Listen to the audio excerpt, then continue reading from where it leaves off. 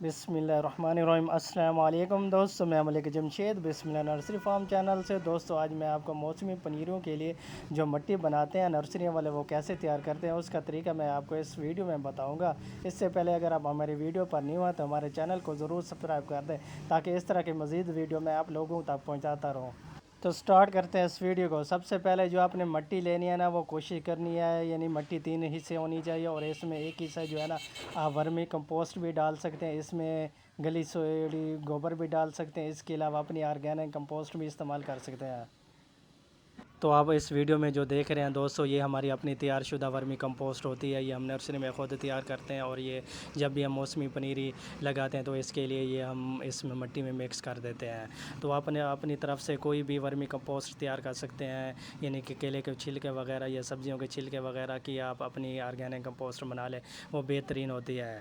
اور اس کے علاوہ اگر آپ ورمی کمپوسٹ خود نہیں بنا سکتے تو آپ کے پاس گلی سڑی گوبر تو لازمی ہوگی، اس سے آپ یہ آیا کہ آپ پرانی گوبر استعمال کریں، کم سے کم 2 سے 3 سال پرانی ہونی چاہیے، کیونکہ جتنا زیادہ گوبر پرانی ہوگی اس میں تیزابیت کم ہوگی اور اس میں طاقت زیادہ ہوگی۔ اس سے یہ ہے کہ جو بیج آپ لگاتے ہیں اس کی جرمینیشن 100% ہوتی ہے۔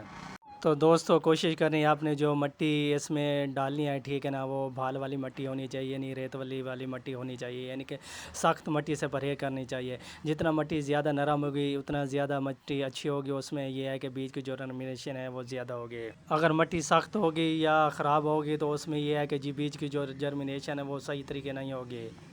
تو دوستو جب بھی آپ نے اپنے پنیروں کے لیے مٹی بنانی ہے تو اس کے لیے خاص تیاری لازمی کرنی چاہیے۔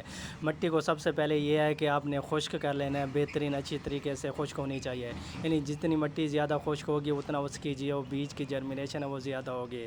اس میں یہ ہے کہ 3 حصے مٹی ہونی چاہیے اور ایک حصہ آپ ورمی کمپوسٹ اس میں ڈال دیں، اور اس کو آپ نے مٹی کو اس طرح مکس کرنا ہے، یعنی 2 سے 3 دفعہ اس کو ایک دوسرے کے اندر مکس کر دینا ہے۔ جتنا زیادہ یہ مکس ہوگی اس میں اس کا جو رزلٹ ہے بیج کا وہ زیادہ ہوگا۔ تو دوستو یہ جو ٹپس میں آپ کو بتا رہا ہوں یہ لازمی آپ نے اس پر عمل کرنا ہے، کیونکہ بیج بہت زیادہ مہنگے ہوتے ہیں، اس سے آپ کا نقصان ہو جاتا ہے۔ اکثر لوگ نرسری میں مجھ سے آتے ہیں، پوچھتے ہیں کہ آپ کون سا طریقہ استعمال کرتے ہیں جو آپ ہمیں نہیں بتاتے۔ آپ کے پاس ہر چیز تیار ہو جاتی ہے، ہمارے پاس پودے خراب ہو جاتے ہیں، ہم بیج جو لگاتے ہیں وہ اس کی جرمینیشن صحیح نہیں ہوتے۔ تو میں تمام اپنے کسٹمر کو کہتا ہوں کہ آپ میری ویڈیو کو دیکھ لیا کریں، میں یوٹیوب پر جو بھی ویڈیو ڈالتا ہوں اوریجنل ڈالتا ہوں، ٹھیک ہے نا، اس کی پوری معلومات دیتا ہوں، آپ وہاں سے دیکھ لیا کریں۔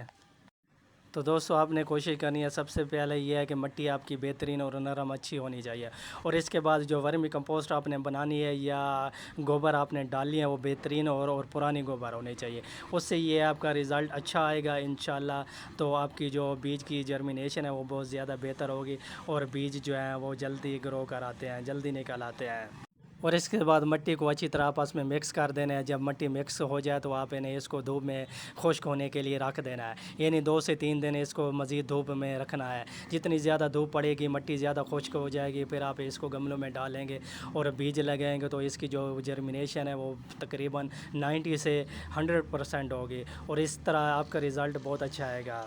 تو دوستو مٹی اور ورمی کمپوسٹ کو آپس میں اچھی طرح مکس کر لینا ہے، اور مٹی جتنا زیادہ اچھی ہوگی آپ کا رزلٹ بھی اچھا آئے گا۔ اور آپ نے چیک کر لینا ہے کہ اس طرح کی بھال والی مٹی اور نرم مٹی ہونی چاہیے۔ تو دوستو اس طرح بہترین اور اچھی مٹی ہونی چاہیے، آپ اپنے ہاتھ میں اس کو اٹھا کر دیکھ سکتے ہیں کہ یہ کس طرح بہترین اور اچھی مٹی ہے، اور اس طرح کی مٹی میں جو بیج آپ لگائیں گے اس کا رزلٹ آپ کو 100% ملے گا۔ تو دوستو آپ نے کوشش کرنی ہے اس طرح کی بہترین اور اچھی مٹی میں آپ نے ورمی کمپوسٹ مکس کرنی ہے اور اس میں آپ نے بیج لگانے ہیں۔ تو دوستو آج کی میری ویڈیو آپ کو اچھی لگے تو ایک پیارا سا کمنٹ ضرور کر دینا، اور میرے چینل کو ضرور سبسکرائب کر دینا تاکہ اس طرح کی مزید ویڈیو میں آپ لوگوں تک پہنچاتا رہوں۔ تھینک یو ویری مچ، اپنا خیال رکھنا، بہت سی دعاؤں کے ساتھ، اللہ حافظ۔